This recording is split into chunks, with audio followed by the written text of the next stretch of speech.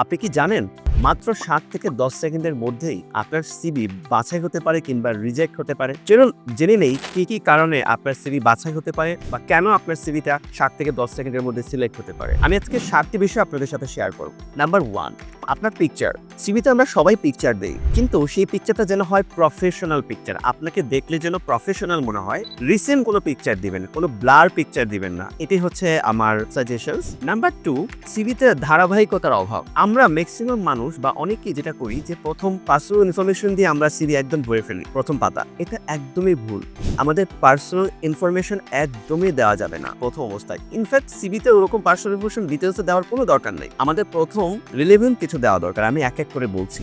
Number 3-তে যে বিষয়টি চলে আসে সেটা হচ্ছে ক্যারিয়ার সামারি। ক্যারিয়ার সামারি মানে হচ্ছে সামারি করতে বলা হয়েছে। আমরা কি করি, ক্যারিয়ার সামারিতে অনেক বিস্তর কথা লিখে থাকি, যেটা কিনা একদমই উচিত নয়। ক্যারিয়ার সামারি যত শর্ট করা যায়, শর্ট করে আপনাকে রিপ্রেজেন্ট করা যায়। আপনি কত বছর জব করলেন, কোন সেক্টর বা ডিপার্টমেন্টে জব করলেন, এখন আপনি কোন পজিশনে আছেন বা আগে আপনি কোন পজিশনে ছিলেন, জাস্ট এতটুকু বিষয় বললেই আপনাকে বুঝে ফেলবে।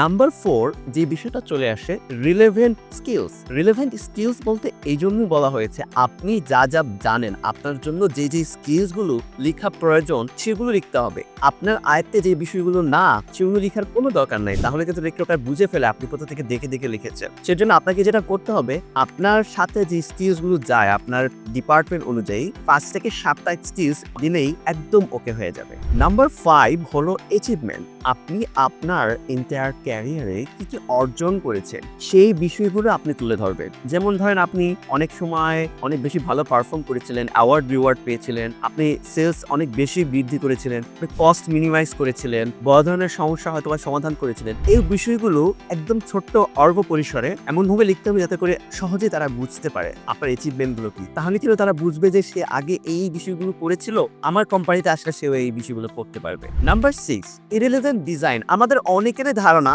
যে অনেক চকচকে অনেক বেশি ডিজাইন করলে আমাদের রিক্রুটাররা হায়ার করবে, পছন্দ করবে। এটা একদম ভুল তথ্য। সিভিতে ডিজাইন দেখে আপনাকে হায়ার করবে না, আপনার কন্টেন্ট দেখে আপনাকে হায়ার করবে। আপনি কন্টেন্টের মাধুর্যতা কতটুকু ছড়াতে পেরেছেন সেটার উপর ডিপেন্ড করে আপনাকে ইন্টারভিউ কলে ডাকবে বা আপনাকে হায়ার করবে।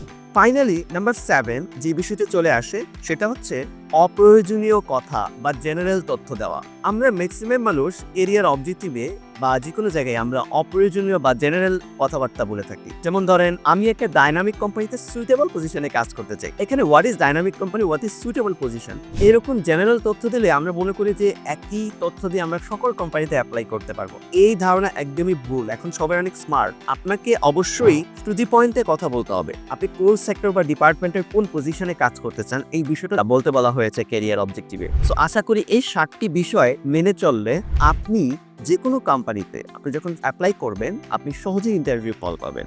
আর এই জাতীয় যে কোনো ধরনের সহযোগিতা যদি দরকার হয়, আমরা ক্যারিয়ার সাববিডি আপনার পাশে আছি। আমরা প্রত্যেকটা বিষয়কে মাথায় রেখে এমনভাবে আপনার কন্টেন্টগুলো তৈরি করব, এমনভাবে আপনার সিভিটা তৈরি করব যেন রিক্রুটার 7 থেকে 10 সেকেন্ড বা 15 সেকেন্ডের মধ্যেই আপনাকে সিলেক্ট করে ফেলে এবং আপনাকে বুঝতে পারে। সো যোগাযোগ করুন ক্যারিয়ার সাববিডিতে।